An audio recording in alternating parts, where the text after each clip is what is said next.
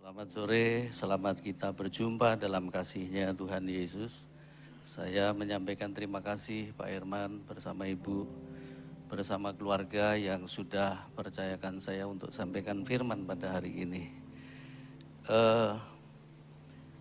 Roh kita itu kebutuhannya ada 3 dan 3-tiganya harus dipenuhi ya. 1, worship.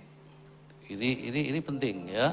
Kalau Anda nggak pernah menyembah, rohmu pasti kering, nggak menyala gitu. Yang kedua adalah penyembahan yang pertama. Yang kedua adalah kebenaran firman, itu makannya roh ya.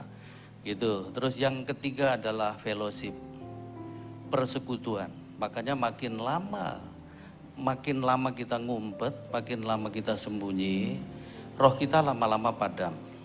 Jadi yang belum datang ke gereja, saya sarankan datang. Kenapa? Karena kita butuh ketemu begini. Boleh katakan amin? Boleh tepuk tangan buat saudara-saudara kita ya. Gitu. Jiwa, tadi pagi saya sudah ngomong, jiwa kebutuhannya adalah penerimaan, terus dipercaya, terus kemudian dikasihi. Itu kebutuhannya jiwa. Orang yang nggak pernah dipuji, itu biasanya akan haus pujian, terus haus pengakuan begitu. Itu bahaya juga ya. Akhirnya sedikit-sedikit tersinggung ya. Nggak disapa, nggak disalami, tersinggung. Syukur loh sekarang nggak boleh salaman, ini malah luar biasa. Ini gara-gara dulu banyak orang tersinggung di gereja, makanya sekarang nggak boleh salaman lagi gitu ya. Tepuk tangan buat nggak boleh salaman ya. Oke, saya minta sekarang semua pria berdiri di tempatnya. Yuk, para pria berdiri di tempatnya. Kita mau peragakan begini. Kita mau bicara keseimbangan hari ini ya. Coba sekarang tangannya direntangkan begini, dua-duanya ya. Ayo para pria.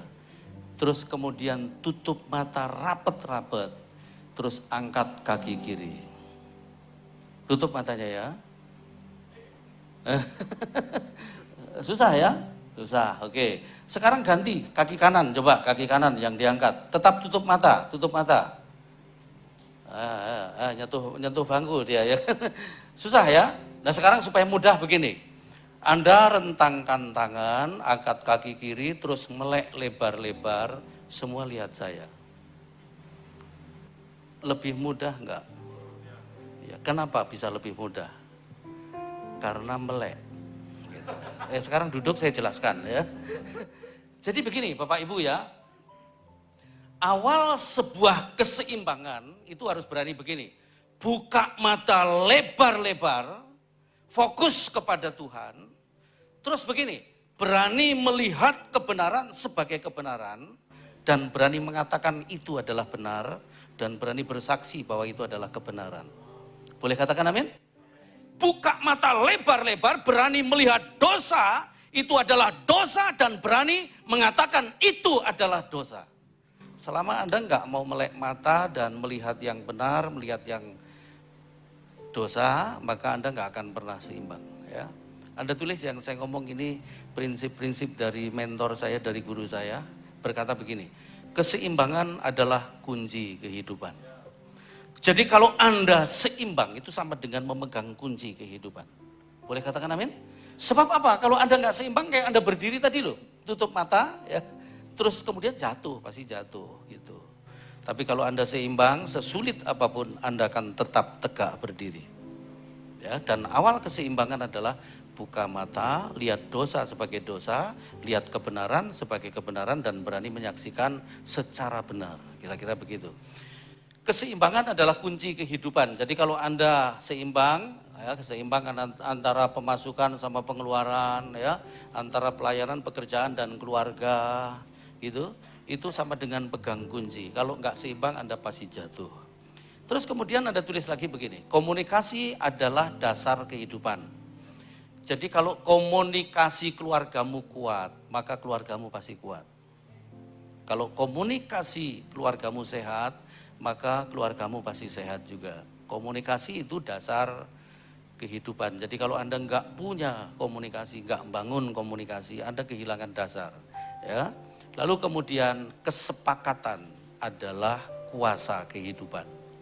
Jadi kalau Anda biasa suami istri sepakat, keluarga sepakat, apapun yang Anda bangun karena Anda punya kuasa, pasti jadi. Itu kok gak bilang amin? Kesepakatan adalah kuasa kehidupan. Yang terakhir, perubahan adalah proses kehidupan. Jadi kita pilihannya terakhir harus berubah, karena kalau nggak berubah pasti dibuang. Sampai kita serupa dengan Kristus, dan itu adalah proses. Pemenang bukan mereka yang tidak pernah gagal, melainkan mereka yang tidak pernah berhenti mencoba. Jadi berapapun kali Anda gagal, tetap berdiri lagi. Boleh katakan amin? Dan jangan pernah takut gagal. Karena kalau Anda takut gagal berarti Anda takut melangkah gitu. Oke, hari ini kita mau bicara lembut tapi tegas secara seimbang. Kita buka Alkitab kita, Lukas pasal yang ke-6. Lukas 13 maksud saya. Lukas 13 ayat yang ke-6, 7, 8, dan 9. Lukas pasal 13 ayat 6 sampai 9 saya bacakan begini. Lalu Yesus mengatakan perumpamaan ini. Seorang mempunyai pohon ara yang tumbuh di kebun anggurnya, dan ia datang untuk mencari buah pada pohon itu.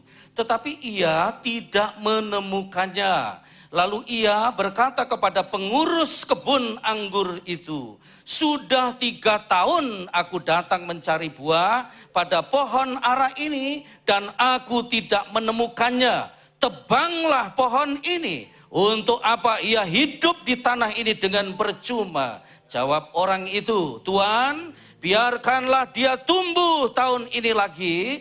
Aku akan mencangkul tanah sekelilingnya dan memberi pupuk kepadanya. Mungkin tahun depan ia berbuah, jika tidak, tebanglah dia. Orang kaya punya kebun anggur, lalu kemudian tumbuh satu pohon ara. Pemilik kebun ini mondar-mandir selama berapa tahun tadi? 3 tahun ya, mencari buah pada pohon ini. Tapi nggak dapat. Nah akhirnya ambil keputusan tegas. Keputusannya apa? Tebang. Sudah 3 tahun aku tunggu, tapi nggak berbuah. Bapak kita adalah bapak yang nggak pandang muka. Kalau nggak berbuah pasti ditebang. Ya. Jadi jangan takut apa-apa, takutlah sama Tuhan. Boleh katakan amin? Ya. Terus kemudian pengurus kebun ini ngomong begini, jangan Tuhan, kasih aku kesempatan 1 tahun saja. Aku akan rawat pohon ini, aku akan cangkul tanah sekitarnya, dan akan memberi pupuk kepadanya, siapa tahu. Gitu ya. Siapa tahu tahun depan dia berbuah, tapi kalau tidak juga, aku setuju, tebang. Kita fokus kepada bukan pemilik kebun, bukan kebunnya juga. Tapi mari kita fokus kepada penjaga kebun ini. Ini adalah pribadi yang lembut tapi tegas. Ya. Lembutnya di mana? Memberi kesempatan. Di Timur Tengah itu kebun anggur nggak boleh dicampuri dengan pohon apapun. Tapi kalau sampai ada pohon ara tumbuh di situ, ini kesempatan namanya. Kesempatan itu, lembut itu memberi kesempatan. Bukan hanya itu aja, merawat. Bukan hanya itu saja, memberi makan, memberi pupuk. Tapi tegasnya begini, kalau waktu yang sudah dirancang, sudah diberikan ternyata enggak sesuai perjanjian, kesepakatan, tebang. Boleh katakan amin? Kita itu sebenarnya sebagai penjaga keluarga. Ya. Dan keluarga kita itu akan tumbuh seperti kebun anggur dan kemudian akan berbuah kalau kita sebagai orang tua khususnya. Sebab begini, sebagaimana dulu Anda punya orang tua, maka Anda akan jadi orang tua seperti itu juga. Biasanya gitu. Seorang pria tidak akan pernah menjadi bapak yang benar kalau dia sendiri nggak pernah dibapaki dengan benar, kira-kira begitu. Seorang ibu juga begitu, nggak pernah menjadi ibu yang benar kalau dia nggak pernah punya ibu yang benar, kira-kira begitu. Makanya gereja harusnya menjadi penolong bagi semuanya itu. Supaya apa? Mempersiapkan bapak yang benar, ibu yang benar, kira-kira begitu. Dan saya mau kasih tahu begini, semua kekacauan itu terjadi dimulai dari rumah, bukan dari mana-mana. Dari rumah gitu. Makanya kita semua yang ada di tempat ini sudah nikah atau belum, sudah punya anak atau belum, kita harus menjadi orang, menjadi pribadi yang lembut tapi tegas. Secara seimbang. Boleh katakan amin? Kenapa? Karena begini, perhatikan saya bicara ya. Orang yang tegas saja tanpa lembut akan merusak. Makin tegas, makin rusak. Apalagi kalau yang tegas itu pendeta, nggak ada lembutnya sama sekali. Mimbar buat marah-marah, ayat buat nyindir, ya. Ada pendeta seperti itu ada, ya. Di sini nggak ada. Ini adanya di tempat lain, jangan khawatir ya. Itu. Asal tersinggung nyusun khotbah, ya. Orangnya duduk di sana, dia serang ngadep sana, tapi tetap saudara-saudara, jarinya ke sana gitu. Ini namanya sebenarnya sebuah kejahatan seperti ini ya. Kalau tegas saja begitu pasti akan rusak. Tapi kalau lembut saja akan kompromi. Apalagi kalau pendeta hanya lembut aja nggak punya ketegasan, dia pasti kompromi. Pak Gembala itu pemusik satu itu harusnya diajak duduk lalu kemudian didisiplin. Terus kemudian disiapkan lagi supaya main musiknya lebih benar. Loh kenapa? Masih merokok loh dia itu. Kok kamu tahu? Oh, bareng saya ngerokoknya. Hei jangan keras-keras. Nanti kalau dia dengar lalu dia pindah gereja karena tersinggung. Dia itu paling bagus main musiknya. Saya mau kasih tahu begini. Lebih baik musik sederhana tapi nggak kompromi.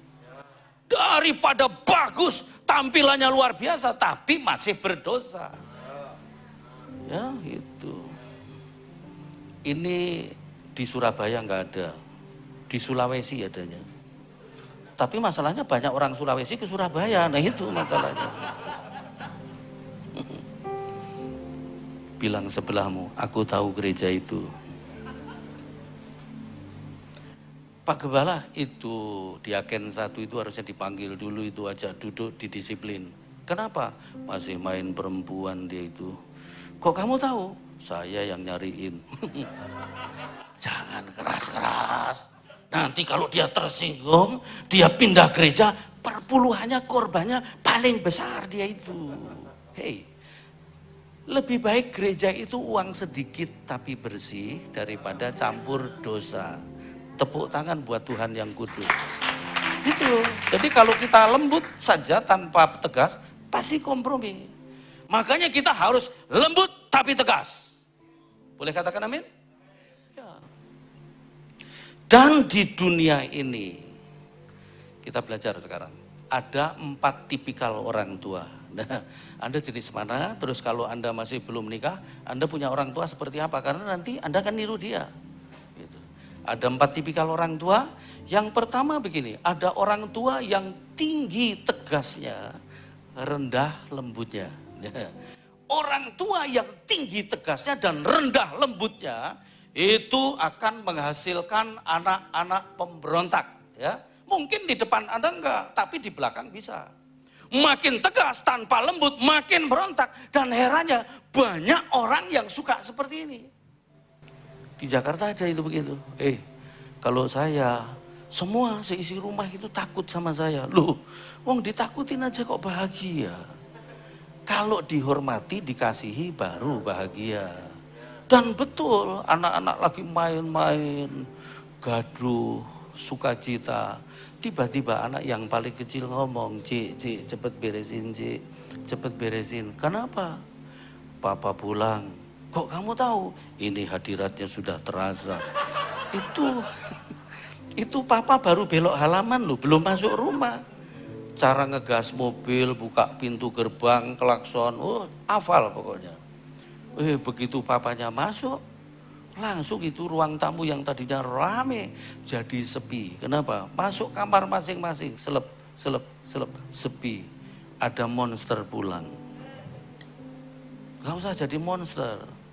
Sekali waktu mereka makan pagi bersama. Anak yang paling kecil tadi gak sengaja ambil roti bakar. Tangannya nyenggol gelas, susu tumpah. Pruang. Papanya gak basa-basi. Langsung tangannya mendarat di wajah anaknya. Matamu di mana? Di sini, Bapak. Goblok. Udah bener anak jawab di sini. Apalagi kalau di sini. Lain kali makan pagi bersama lagi, dah kali ini papanya yang ngambil roti bakar, nggak sengaja juga tangan nyenggol gelas, susu tumpah, pruang. Bapak Ibu tahu apa yang terjadi? Semua mata melotot ke papanya. Termasuk anak yang ditempeleng itu paling sungguh-sungguh dia melotot. Anda tahu apa yang terjadi? Papanya berdiri dan ngomong begini, siapa naruh susu di sini? Nah itu biasanya orang tua yang keras seperti itu, nggak pernah ngaku salah dan nggak pernah ngerasa salah, selalu lempar kesalahan. Nah kalau ada orang tua kayak gitu, kalau anaknya nggak kurang ajar, mujizat itu. Itu yang hanya tinggi tegasnya, rendah lembutnya. Orang tua yang kedua, tipikalnya begini, tinggi lembutnya, rendah tegasnya. Orang tua yang tinggi lembutnya, rendah tegasnya ini akan menghasilkan anak-anak manja. Dan anak manja itu akan menyusahkan orang lain karena dia nggak mandiri, menyusahkan diri sendiri juga. Itu. Dan orang tua yang tinggi lembutnya, rendah tegasnya itu kan nggak bisa bilang jangan, nggak bisa bilang tidak, selalu ya. Makanya akibatnya anak yang dimanjakan itu biasanya, ya perhatikan, saya ngomong ini boleh ditulis boleh enggak, orang tua yang memanjakan anak itu sama dengan membunuh potensi dan karakter anak sendiri. Ya makanya stop memanjakan anak, karena Anda sedang membunuh potensi, sedang membunuh karakternya dia. Rata-rata anak yang dimanjakan itu karakternya pasti gak tumbuh. Saya praktek di satu gereja yang gembala saya itu tegasnya luar biasa. Tapi kalau sama anaknya, memanjakannya juga luar biasa. Dan anak yang dimanjakan itu membuat gereja itu pecah jadi 3. Makanya stop memanjakan anak. Boleh katakan amin? Ya harus imbang, lembut tapi tegas itu. Gitu.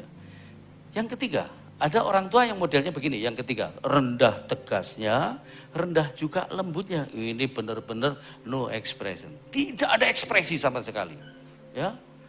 Orang tua yang rendah tegasnya, rendah juga lembutnya akan menghasilkan anak-anak gampang. Ya. Anak-anak gampangan yang nongkrong di mana-mana, mbambong di mana-mana, nggak punya tujuan hidup, nggak ngerti nilai-nilai kerajaan, hidupnya semaunya sendiri. Itu kenapa? Karena punya orang tua memang cuek banget gitu. Anak pulang malam nggak ditegur, pulang pagi nggak ditegur juga, nggak pulang nggak ditegur. Ya nggak pulang gimana negurnya, ya kan? Tahu-tahu pulang hamil. Nah, pulang hamil pun nanyanya kayak gak ada masalah. Siapa yang menghamili kamu? Cuman begitu. Kita gak boleh begitu loh, karena efeknya anak-anak kita menjadi anak gampangan. Saya punya anak mentor, istrinya selingkuh. Tapi sekarang udah boleh, udah ini berapa tahun lalu. Kenapa istrinya bisa selingkuh? Karena punya suami yang cuek banget. Nggak pernah memuji istri, nggak pernah beri apresiasi, nggak pernah berterima kasih apa yang dia lakukan. Pokoknya cuek banget. Kenapa dia cuek? Nah itu punya papa seperti itu. Dia ini kalau sekolah dulu ya nilainya buruk, wah papanya ngamuk. Tapi begitu nilainya bagus, cuman dibuka, terus ditutup lagi, ditaruh dan nggak ngomong apa-apa. Nah, anak ini akhirnya gini, bagus juga nggak ada apa-apa. Gak boleh cuek loh kita. Boleh katakan amin? Nah yang bagus adalah orang tua tipikal keempat. Ada orang tua yang begini yang keempat, tinggi tegasnya, tinggi juga lembutnya. Orang tua yang tinggi tegasnya, tinggi lembutnya akan menghasilkan anak-anak ilahi. Boleh katakan amin? Jadi saya mau kasih tahu, anak-anak ilahi itu tidak lahir dari gereja. Anak-anak ilahi itu enggak lahir dari sekolahnya apa, tapi papanya, mamanya seperti apa. Dari rumah anak ilahi. Tinggi tegasnya, tinggi juga lembutnya. Secara seimbang. Mau enggak jadi orang tua yang lembut dan tegas secara seimbang? Yang mau katakan amin. prakteknya. Nah ini ditulis prakteknya. Terus nanti pulang dari sini mulai praktek. Praktek menjadi orang yang lembut tapi tegas. Anda yang belum menikah juga tulis ini ya dalam hatimu supaya nanti kalau jadi orang tua seperti itu. Enggak kayak orang tuamu dulu gitu ya. Kita ini banyak dari produk gagal, makanya kita betulin sekarang ya. Anak-anak kita itu harus lebih hebat dari kita loh. Ini prinsipnya. Boleh katakan amin? Ya, sekali waktu saya berdiri di depan 600 satpam, saya ngomong begini, hari ini kita ambil keputusan penting, rumahmu tidak boleh lagi melahirkan satpam. Karena satpam yang gagal, anaknya pasti jadi satpam juga. Harusnya kan anaknya tentara, Kopassus, polisi, begitu harusnya. Nah anakmu juga nggak boleh seperti Anda, harus menjadi lebih hebat dari Anda. Beda boleh, tapi harus lebih hebat. Boleh katakan amin? Iya, harus lebih hebat. Anak saya secara prinsip sudah lebih hebat dari saya, tapi pengalaman belum. Karena apa? Belum kebentur-bentur. Itu. Tapi nggak apa-apa, saya latih terus. Karena orang tua yang benar itu adalah pelatih. Boleh katakan amin? Pelatih itu menjadikan dari tidak bisa menjadi bisa, dari tidak tahu menjadi tahu, sampai kepada terlatih. Kata Kejadian 14 ayat 14 begitu. Orang-orang terlatih itu penting gitu. Praktek menjadi orang yang lembut tapi tegas. Kita mulai dari tegasnya dulu ya. Tegas itu begini. Kalau anak salah, saya melihat orang kalau anaknya salah langsung goplak-gaplok itu ada itu. Diseret, diludahin, dipermalukan di depan temannya. Wah itu enggak mendidik sama sekali. Nah gini, tegas itu begini. Kalau anak salah, dipanggil, diajak duduk, Anda apa namanya simpulkan sendiri, saya ngomong agak nerocos ini ya. Anak itu dipanggil, diajak duduk, diajak ngobrol, beritahu salahnya. Kalau sudah tahu salahnya, perhatikan baik-baik, perlu dihukum, dihukum. Perlu didisiplin, didisiplin. Tapi kalau enggak perlu, cukup dinasihati. Boleh katakan amin? Contoh, sekali waktu anak saya Theo. Saya pulang dari pelayanan, luar kota, saya dijemput di pintu gerbang, saya naik taksi dari bandara di Jakarta. Lalu dia ambil tas saya dibawakan. Baik anak ini ya. Terus kemudian masuk kamar, ikut masuk kamar. Tiba-tiba dia ngomong begini, "Pak, ada pelayanan hari ini?" "Gak ada, Papa mau istirahat." "Boleh gak Pak ngobrol sebentar?" "Theo pengen ngobrol." "Oh boleh." "Kenapa?" Pak, Theo cuman mau minta maaf." "Kenapa?" "Kemarin kan Theo mau keluar. Tapi mobil Papa itu posisinya di depan. Jadi Theo harus keluarkan mobil Papa dulu. Waktu keluarkan mobil Papa, Theo kurang konsentrasi. Jadi belum waktunya belok, Theo belok. Jadi pintu samping kiri sebelah kiri belakang, baret Pak. Oh, baret apa penyok? Dua-duanya Pak. Wah saya lihat babak belur loh, karena besi yang disenggol itu ya kan. Aku diem aja, bengong. Dia ngomong, "Pak, Theo minta maaf ya." Saya diam. Saya dipeluk dari belakang. "Papa, Theo minta maaf." "Oke, Papa nggak marah. Marah juga mobilnya tetap babak belur. Papa maafkan kamu, tapi karena kamu sudah besar nggak mungkin saya cubit gitu, nggak mungkin kan? Karena kamu sudah besar, kamu harus berani belajar bertanggung jawab. Kamu bawa mobil Papa ke asuransi, kamu urus sampai selesai. Sebelum selesai berarti Papa pinjem mobil kamu untuk pelayanan, kamu kuliah nggak pakai mobil." "Ya Pak, setuju, terima kasih ya Pak, aku dimaafkan." "Ya terima kasih juga kamu sudah dengar Papa, keputusan Papa." Jadi gini loh, tegas itu nggak perlu teriak-teriak juga loh. Kalau teriak-teriak itu namanya bukan tegas, itu namanya ngamuk. Ya, saya bicara ini bukan keras, bukan ngamuk, bukan arogan, tapi tegas. Boleh katakan amin? Boleh ditulis yang saya ngomong. Tegas itu adalah sebuah keputusan, harga mati, nggak boleh ditawar, harus dikerjakan. Itu tegas. Dan nggak perlu, dan sekali tegas, harus tegas. Suami istri itu harus sepakat dalam hal tegas. Karena begini Bapak Ibu, perhatikan baik-baik. Anak yang tidak ditegasi, itu akan kehilangan arah. Itu perlu tegas, kenapa? Sekali-sekali kita juga perlu tega untuk tegas ini ya. Dan dia urusin selesai. Siap untuk menjadi orang yang tegas? Ya, keputusan yang nggak bisa ditawar, itu tegas. Ngomongnya tergantung Anda ekspresinya. Kadang juga boleh bicara dengan nada tinggi, tapi jangan tinggi terus. Kalau tinggi terus berarti Anda bukan tegas, memang dasarnya Anda kasar gitu. Bukan kasar loh tegas itu. Tegas itu keputusan. Amin. Lembut. Nah, lembut itu gini. Kalau anak bener, anak berprestasi diberi apresiasi gitu. Ojo punya prinsip begini, ojo dilem gede ndase lah, itulah nenek moyangmu dulu. Makanya jadinya ya kayak sampean gitu. Kurang pujian di dalam, akhirnya cari pujian di luar. Di gereja mudah tersinggung karena nggak diterima kasihin, nggak dipuji gitu ya. Ini di sini nggak ada, ini adanya setelah pulang biasanya gitu. Karena apa? Gak pernah dipuji, makanya anakmu itu perlu ya. Nanti kapan-kapan kita bicara tentang 3 fase terberat mendidik anak. Itu yang terpenting itu 0 sampai 13 itu sulitnya luar biasa. Walaupun kelihatannya itu paling mudah, tapi justru di situ letaknya ya kapan-kapan. Nah perhatikan baik-baik, lembut itu kalau anak bener, anak berprestasi beri apresiasi. Yang setuju katakan amin.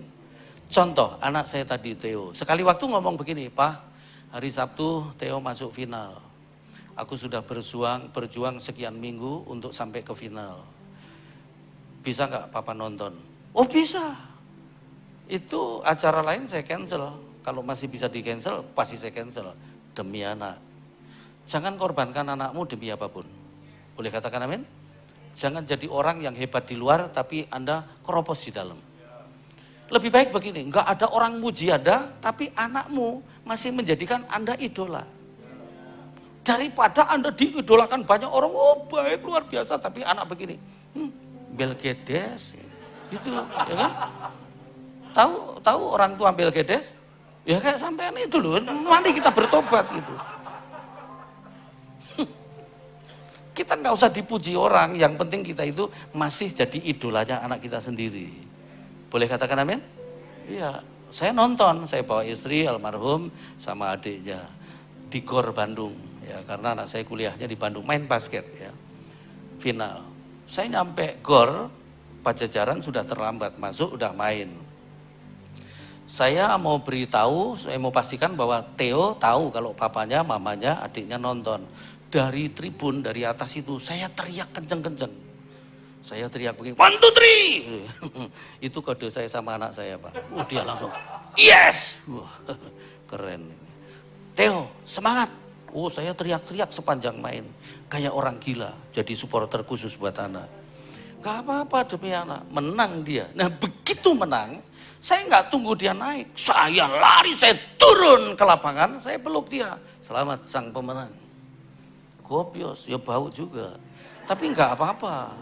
Itu sebelum dia dikasih selamat oleh orang lain, saya dulu yang memberi selamat. Itu ya, beri apresiasi. Jadi itu lembut tapi tegas, tegas dulu baru lembut. Kira-kira bisa nggak dipraktekkan ini? Sulit nggak? Sulit, lek teko ndelok raimu itu ya sulit. Tapi ini harus dilakukan ya kan? Karena supaya anakmu jadi luar biasa gitu loh. Nah sekarang kita mau belajarnya sekarang. Tadi kan prakteknya dan lewatnya prosesnya kan harus belajar. Yang ini harus ditulis karena ini pelajarannya. Belajar menjadi orang tua yang lembut tapi tegas. Boleh katakan amin? Satu belajar dari karakter Kristus. Itu satu. Yesus yang kita sembah itu adalah Tuhan yang lembut tapi tegas. Ukurannya itu Bapak Ibu. Jadi bukan pengetahuan lain-lain, tapi ukuran kita, lembut dan tegasnya kita itu adalah Yesus sendiri. Kenapa? Yesus itu adalah pribadi yang lembut tapi tegas. Tegasnya Yesus di mana? Tulis ini ya, ayo kita baca dulu ayatnya. Ayatnya berkata begini, Matius pasal 11 ayat 28 sampai ayat 30.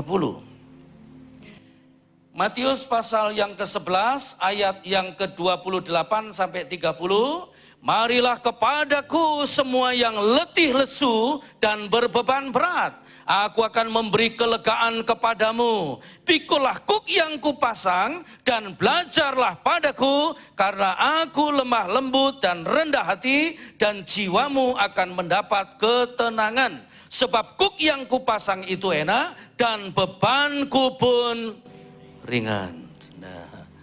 Marilah datang kepadaku semua yang letih lesu. Kalau nanti Anda baca ayat-ayat sebelumnya, letih lesu di sini bukan karena beban, persoalan, problem, ekonomi dan lain sebagainya, tapi ajaran orang-orang Farisi yang membuat orang Yahudi itu capek ya, lelah. Lah Yesus ngomong, mari datang kepadaku, aku akan beri pelajaran baru kepada kamu.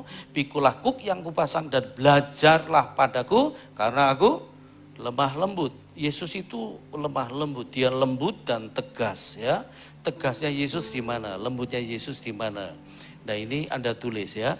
Tegasnya Yesus kita harus ikutin. Tidak kompromi dengan setan dan segala tipu muslihatnya. Jadi kita nggak boleh pakai gayanya setan. Harus tegas. Boleh katakan amin? Iya. Bahkan orang Kristen itu gak boleh main-main sama setan dengan cara-cara setan. Kita harus tegas. Lembutnya Yesus begini. Bisa menerima siapa saja tanpa syarat. Nah, gitu. Semua bisa diterima. Termasuk perempuan yang kedapatan berzinah ketangkep basah, dibawa datang kepada Yesus. Orang sudah pegang batu semua. Lempar batu. Yesus nunduk. Lempar batu, nunduk lagi. Akhirnya Yesus ngomong begini, siapa di antara kamu tidak pernah berdosa, silahkan lempar yang pertama. Kenapa? Karena hukum Yahudi memang orang yang ketangkep basah berzinah pasti dilempar batu, dirajam batu. Karena apa? Ketangkep basah. Anda tahu artinya ketangkep basah? Ya waktu ketangkep belum kering, itu bahasa. Ini gak usah ditulis ya. Yesus tanya, siapa di antara kamu gak pernah berdosa? Silahkan lempar yang pertama. Alkitab mencatat begini, maka pergilah mereka satu persatu, dimulai dari yang paling tua sampai yang paling muda. Kenapa kok yang paling tua? Ya provokatornya biasanya yang tua-tua itu ya. Yang susah dikasih masukan juga yang tua-tua juga, biasanya gitu. Tapi di sini saya lihat muda semua ya. Yang tua Pak Herman aja ya. Tapi kalau dia kayaknya nggak susah dikasih masukan ya, gitu. Lalu kemudian Yesus ngomong begini, aku juga tidak melempar kamu batu, pergilah dengan selamat dan jangan lakukan lagi. Itu lembut, memberi kesempatan, mengampuni, menerima. Anda percaya nggak? Kalau Yudas itu dari awal Yesus pasti sudah tahu ini orang pemakan uang, orang korupsi. Percaya nggak kalau Yesus tahu? Percaya, kalau nggak tahu bukan Tuhan. Tapi kenapa dipelihara sampai akhir hidupnya?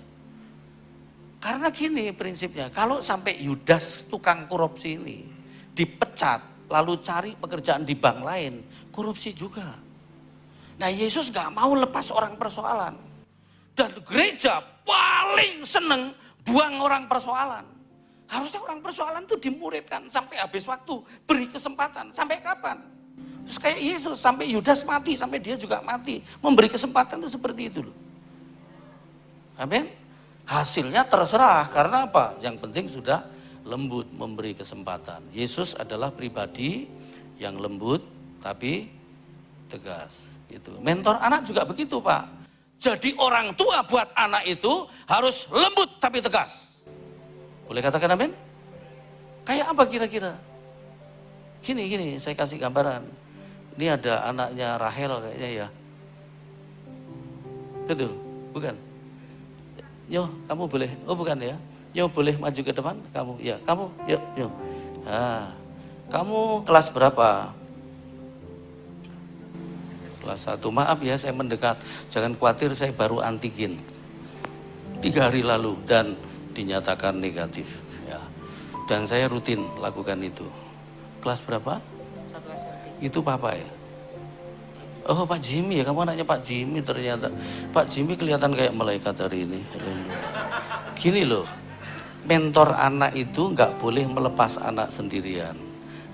Satu kuk, pikulah kuk yang, nah Yesus sama muridnya itu satu kuk. Orang tua sama anak juga satu kuk. Satu kuk itu begini kira-kira kalau saya gambarkan. Ini lembut tapi tegas. Tegas itu begini. Namamu siapanya?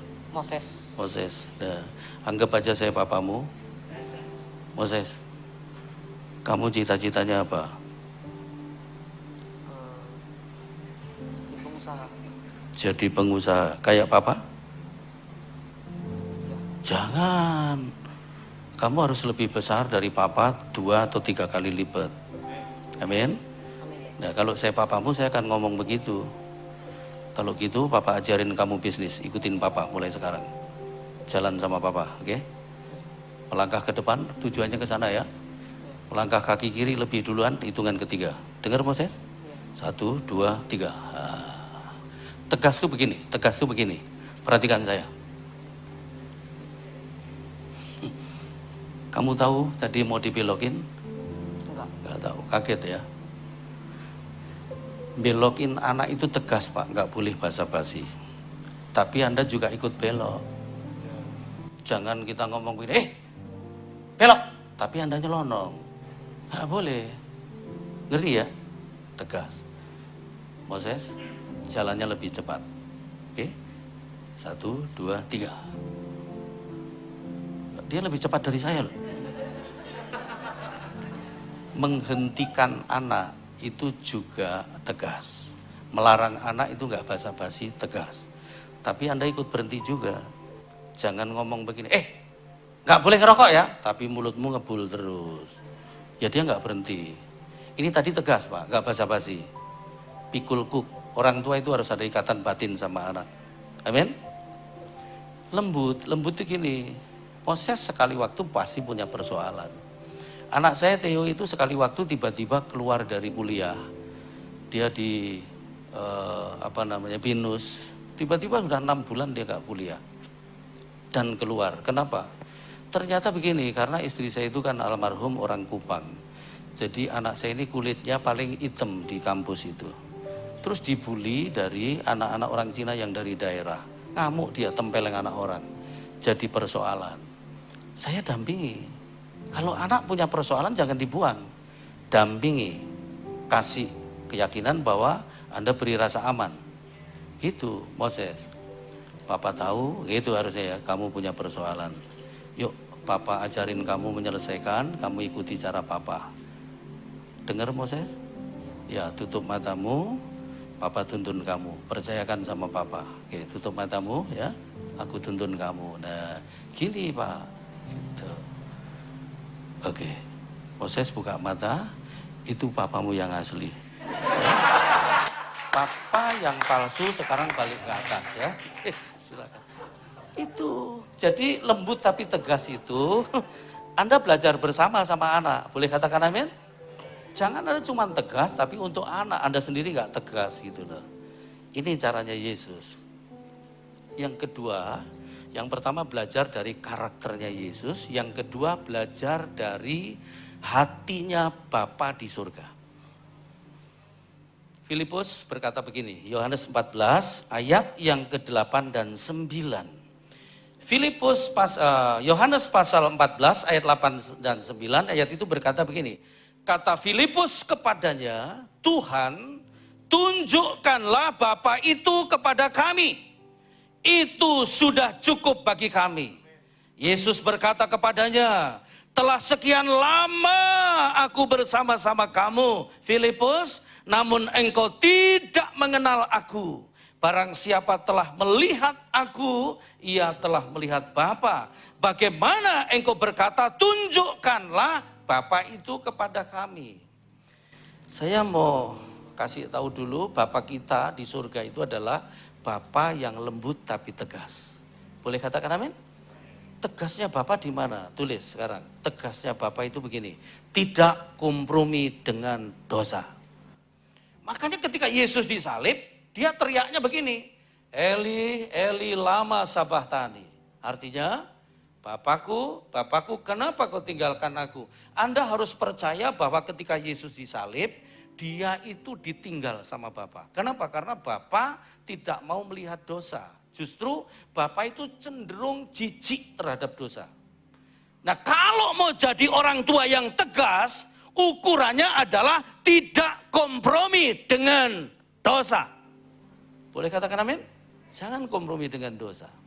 Lalu lembutnya Bapa, nah ini penting, Anda tulis juga. Lembutnya Bapa itu begini, kasihnya tidak bersyarat. Kasihnya Bapa itu enggak bersyarat. Makanya ketika anak terhilang pulang di Lukas 15, begitu anaknya kelihatan, yang melihat bapaknya dulu apa anaknya?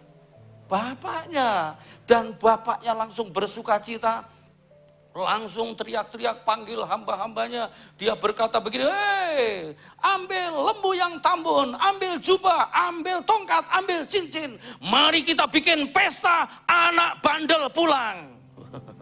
Dan dia nggak ngomong begini, kamu boleh pulang asal 1, begini, 2, begini, enggak. Langsung dipeluk, diterima. Welcome, selamat datang. Amin. Enggak ada syarat. Coba kalau sekali waktu ada berita, kita diundang ucapan syukur. Di mana? Di tempatnya Pak Jimmy. Kenapa? Anaknya ranking 1 loh, luar biasa. Itu biasa itu sebenarnya. Kalau sekali waktu, mudah-mudahan ini enggak terjadi ya. Ada syukuran di mana? Di Pak Jimmy. Ada apa? Anaknya enggak naik kelas. Enggak naik kelas, syukuran itu luar biasa. Tanpa syarat kasihnya kita. Boleh katakan amin? Kalau masih ada syarat, Anda belum seperti Bapak. Nah, pokoknya nanti kalau kamu ranking 1, kita jalan-jalan nginep di Secret Zoo, di hotel di situ, kita paginya lihat kebun binatang. Di situ binatangnya bagus-bagus. Gimana kalau anakmu enggak pernah ranking? Berarti enggak pernah ke kebun binatang. Asal lihat papa mama, ingat kebun binatang. Ada monyet di situ, ada babi di situ, ada kadal buntung di situ, ya kan? Ada buaya darat di situ. Gitu. Karena apa? Anda kasih syarat, kita nggak boleh kasih syarat. Bapak kita yang di surga itu adalah Bapak yang lembut tapi tegas, pribadi yang luar biasa, mengagumkan. Tapi sayang ya, pribadi yang luar biasa ini dirusak oleh gambar Bapa di bumi, Pak. Itu. Makanya Filipus itu kan teriaknya begini, Tuhan, tunjukkan Bapa itu kepada kami cukup. Jadi kebutuhan kita, kebutuhan gereja itu adalah pembapaan itu. Gitu. Dan saya mau kasih tahu begini, semua kekacauan rumah tangga, semua krisis rumah tangga tidak dimulai dari krisis ekonomi. Tapi justru ketika mulai terjadi krisis fatherless, nah mulai krisis-krisis yang lain. Sebab itu hati Bapak harus tinggal di rumahmu. Boleh katakan amin? Dan kata Bapak, kata father, kata papi, kata daddy, kata papa, aba, ayah, itu semua miliknya Bapa di surga. Dan barang siapa berani menyandang kata ini, berarti dia harus tampilkan figur Bapa itu betul-betul. Boleh katakan amin? Ada covering di sana, ada petunjuk. Anda harus tahu loh, bedanya Bapak sama pemimpin itu beda. Bedanya kayak apa? Bapak sama pemimpin. Bapak sama pemimpin itu bedanya gini. Kalau saya pemimpin, nah sekarang Pak Jimmy maju ke depan. Tadi kan, ayo Pak, nggak usah khawatir Pak, saya sehat. Ya. Bapak sama pemimpin itu bedanya gini. Kalau saya pemimpin, terus Pak Jimmy salah satu orang yang saya pimpin, kita ngadep ke sana Pak. Pemimpin selalu punya visi, betul? Nah, pemimpin selalu berlaku begini, memanfaatkan orang-orang yang dipimpinnya untuk mencapai visi. Kalau saya, bahkan ini kayaknya Pak Jimmy lebih tinggi dari saya. Gimana saya bisa memanfaatkan dia? Nggak mungkin. Satu-satunya cara, saya tekan dia turun ke bawah. Boleh sampai jongkok Pak? Ya, nah kalau sudah begini saya bisa memanfaatkan.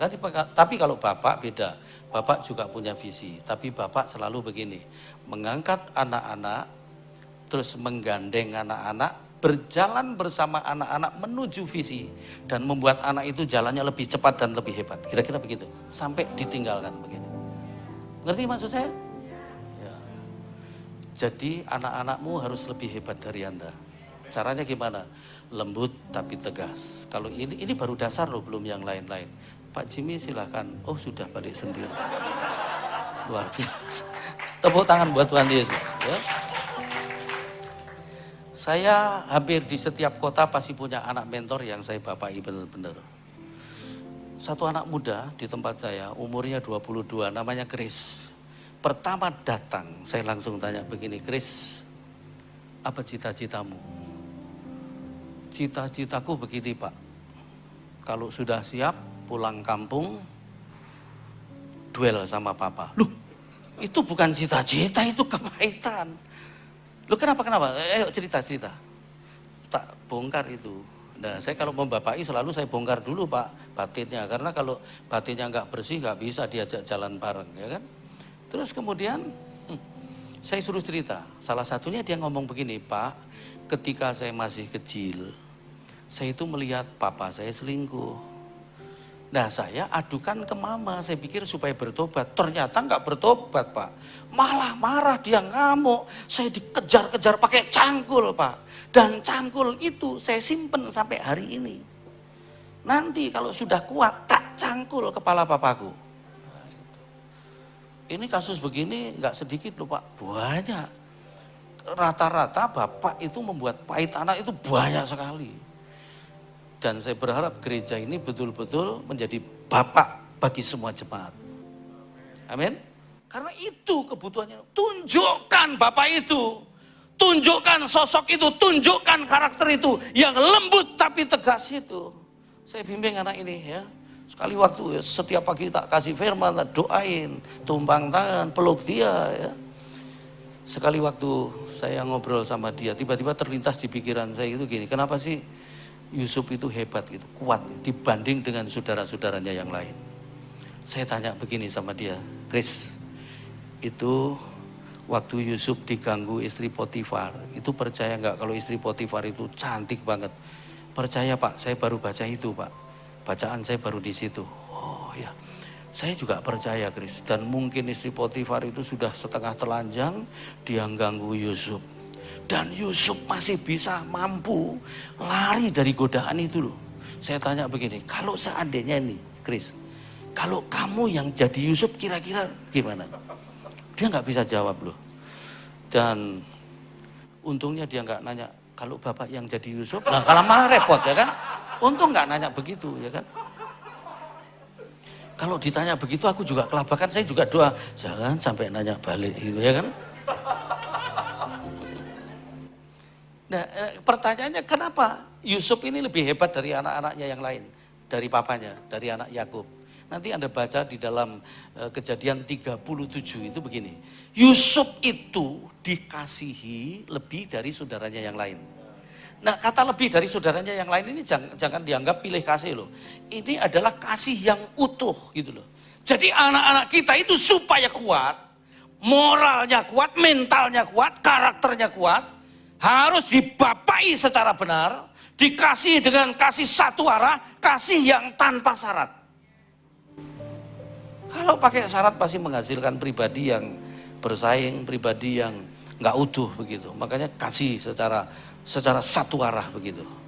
Boleh katakan amin? Ya, berapa kali pun anakmu jatuh, anakmu gagal, harusnya Anda tidak menolak, Anda tetap terima karena Bapak lakukan itu. Boleh katakan amin? Saya masih banyak kisah-kisah begini ya, di rumah saya masih ada.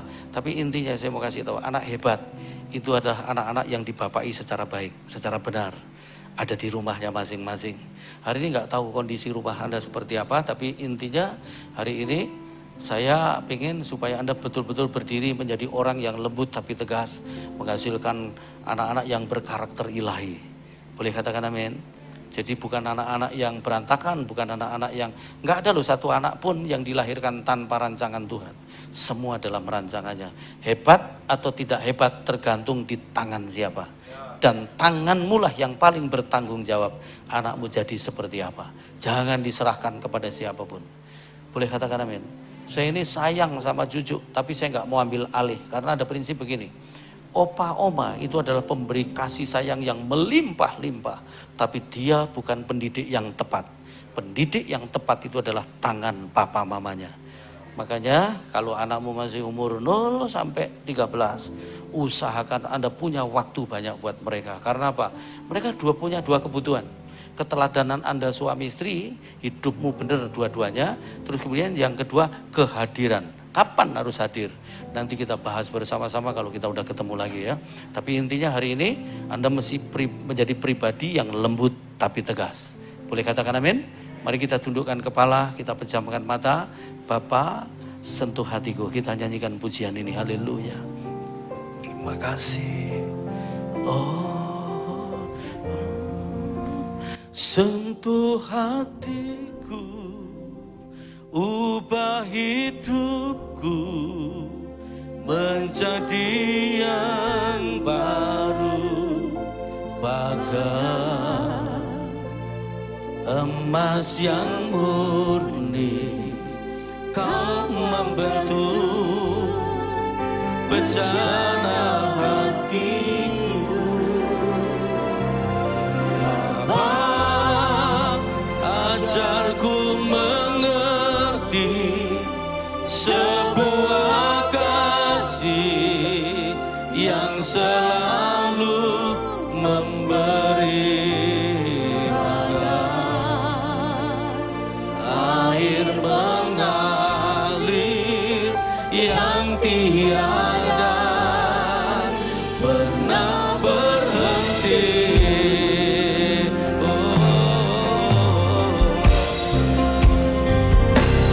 Bapa, sentuh hatiku, ubah hidupku menjadi yang baru. Emas yang murni, kau membentuk bejana hatiku. Ajarku mengerti sebuah kasih yang selalu memberi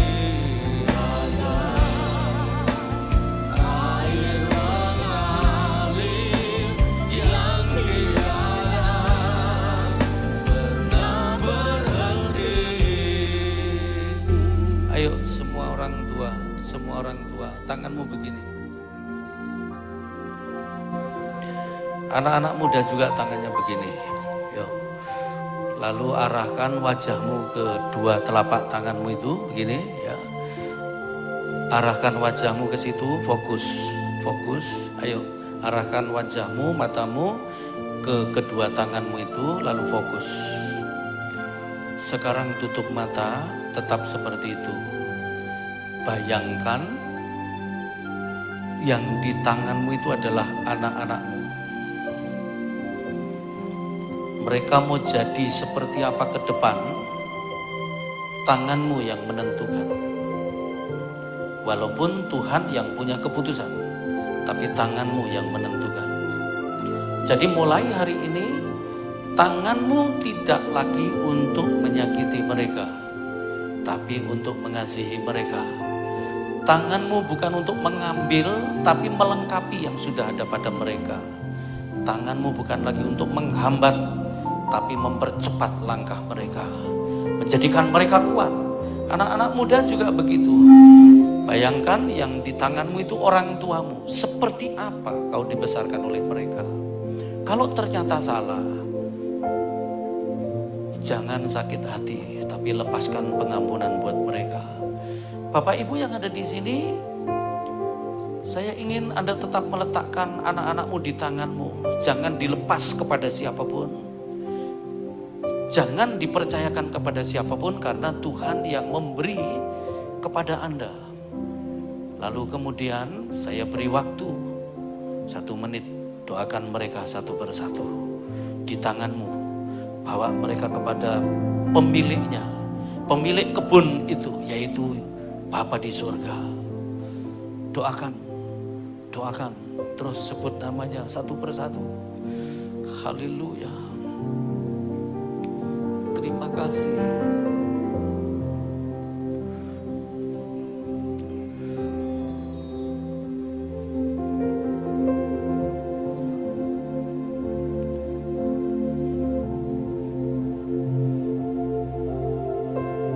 Beberapa waktu lalu saya ngobrol sama istri saya yang sekarang.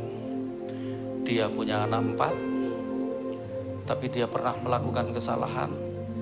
Dia kurung anaknya yang pertama, dia pukulin di kamar. Terus saya tanya sama dia, kamu punya enggak pengalaman seperti itu pada waktu kecil? Istri saya itu dari sebuah kampung di Manado, dan ternyata dia pernah diikat sama mamanya di bawah di bawah pohon duren, dihukum sampai larut malam. Itu juga yang dilakukan buat anaknya. Biasanya pengalaman kita waktu kecil kita akan ulang ketika kita sudah menjadi orang tua. Tundukkan kepala, pejamkan mata. Saya ingin Anda tengok ke masa lalu dari Anda kecil sampai hari ini. Ada enggak yang melekat di hatimu? Pengalamanmu dengan orang tua, khususnya tentang hal buruk. Dan kemudian Anda harus lepaskan itu. Caranya gimana? Ampuni, karena mungkin orang tuamu juga sebelumnya sudah mengalami seperti itu. Tapi intinya hari ini hati kita harus menjadi hati orang tua yang penuh dengan kasih Bapa. Haleluya. Ayo tengok hidupmu di masa lalumu dari kecil sampai hari ini. Pengalaman apa yang membuatmu sampai sekarang masih ingat perkataan atau perilaku orang tuamu? Itu yang akan mewarnai dirimu sebagai orang tua dan berlaku kepada anak-anakmu. Tundukkan kepala lebih dalam, cari sampai ketemu. Kalau ada, jalan keluarnya hanya satu. Ampuni yang telah melakukan itu supaya Anda beda. Saya bersyukur karena saya ketemu sebuah pelayanan yang gembalanya memposisikan diri sebagai bapak, yaitu gembalamu sendiri. Saya percaya dia lakukan ini karena dia tahu kebutuhan dalam pelayanan. Saya yakin hari ini gembala Anda pasti punya sesuatu yang dititipkan Tuhan di dalam hatinya untuk dilepas kepada Anda hari ini. Itu sebabnya mari kita nyanyikan pujian tadi sambil terus kita apa adanya di hadapan Tuhan, dan nanti saya serahkan kepada Bapak Gembala. Bapa, sentuh hatiku, ubah hidupku menjadi yang baru. Mari kita berdiri bersama-sama. Emas yang murni, Kau membentuk rencana hatiku. Bapa, ajarku mengerti Sebuah kasih yang selalu memberi air mengalir yang tiada berhenti. Mari sama-sama angkat kedua tangan kita, katakan, Bapa, sentuh hatiku.